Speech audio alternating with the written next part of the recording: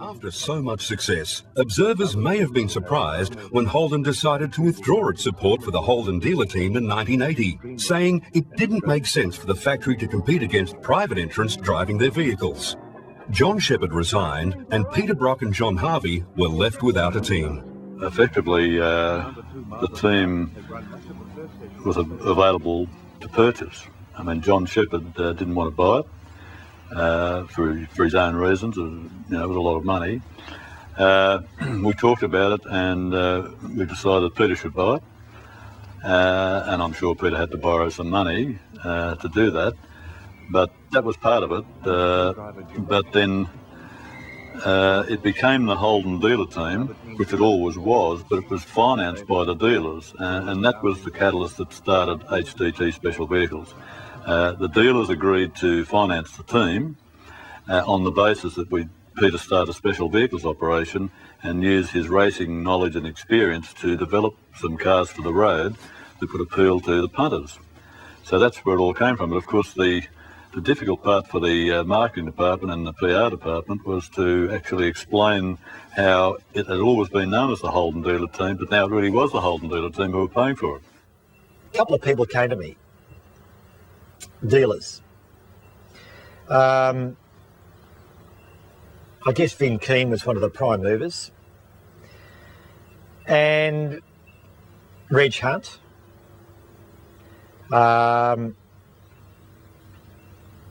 Certainly there was another two or three that initially said, this is too good to let drop. We shouldn't let it drop. We've got to keep it going.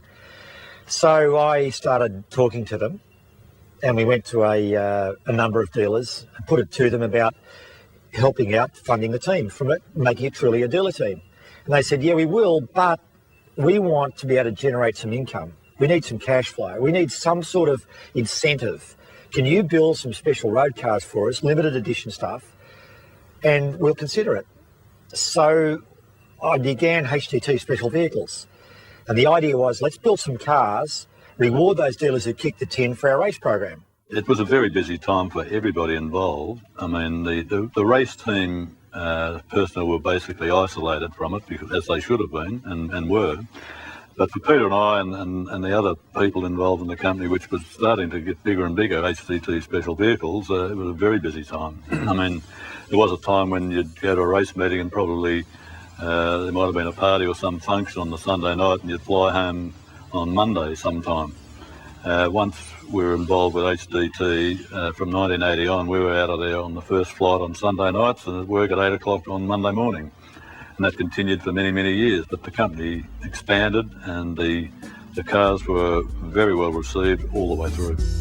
And so began HDT Special Vehicles, producing high-performance Holden cars for retail customers and at the same time continuing the race program.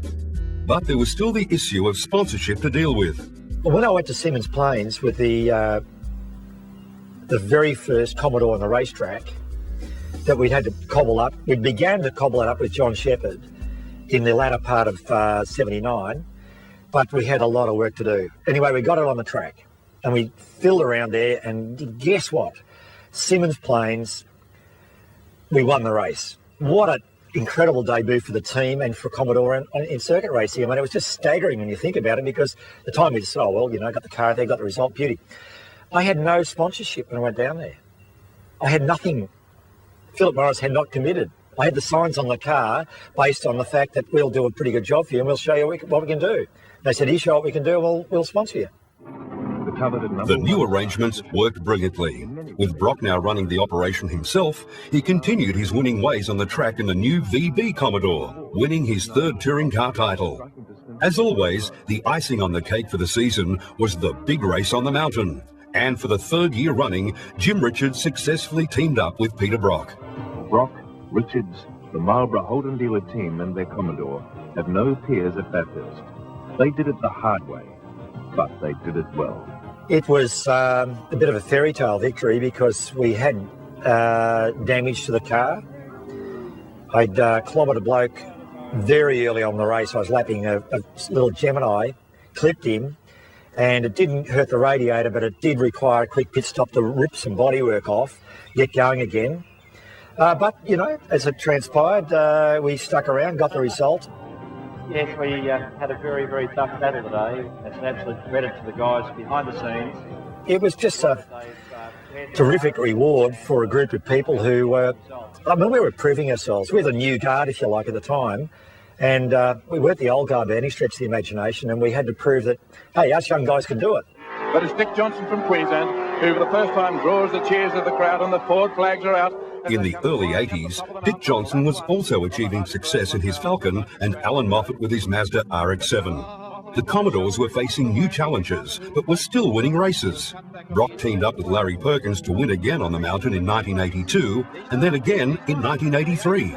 We had the ability of doing enduro races, but shorter races, tight tracks, Amaru and goodness knows what, that Mazda was driving us nuts. And its exhaust note in the pits, we'd go, oh, do we have to listen to this sound anymore? Get out of here, Moffat. Get that Mazda and get...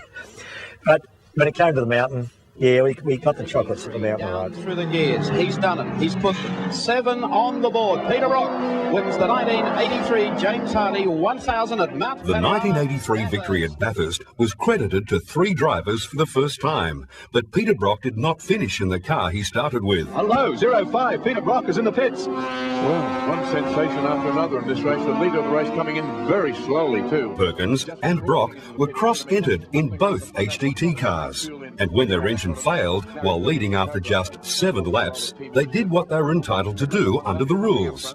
They took over the number 2 car. That had happened before that 83 race with 3 drivers, or the second driver taking over the first car or vice versa. And that was within the rules, but what had never happened before, the car hadn't won the race. It had happened before, but nobody had taken any notice of it. So anyway, there's a lot of controversy about that, but we had talked about it the night before and the year before and so on, as long as those rules had been in. Not expecting that it would happen, and I think I was running second at the time.